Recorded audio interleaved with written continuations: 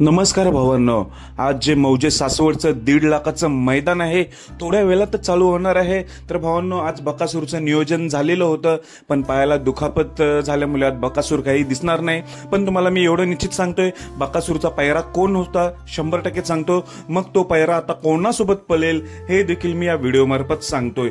तर भावांनो, आजचं जे मैदान आहे मौजे सासवड पुणेमध्ये जवळच होतं बकासूरसाठी मैदान, आणि हे मोठं मैदान होतं। प्रथम क्रमांक 1.5 लाख, द्वितीय क्रमांक 1 लाख असं हे मैदान होते। आज बरेच रथी महारथी आपल्याला सासवड मैदानात दिसतील, पण आपला बकासूर काही दिसणार नाही। बकासूरच्या पायाला दुखापत झालेली आहे, त्यामुळे बकासूर आरामावर आहे। तर भावांनो, बकासूरचं नियोजन कोणासोबत होतं तर तुम्हाला माहिती आहे, जो की सासवडचा तो तडवलेचा म्हणलं जाते असा बलमा, सासवडचा तडवलेचा बलमा आणि बकासूर ही जोडी पळणार होती। पण आज बकासूर नसल्यामुळे त्यांना अडचणी आल्या पैऱ्याला। मग त्यांनी पैरा आता कोणासोबत केलाय, तो देखील टॉपच केलाय सासवडच्या बलमाने पैरा।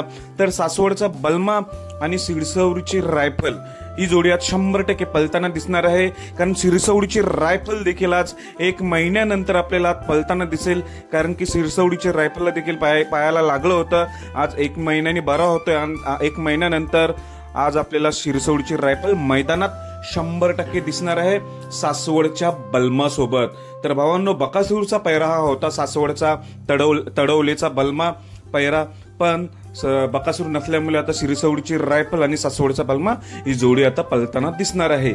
धन्यवाद भावांनो।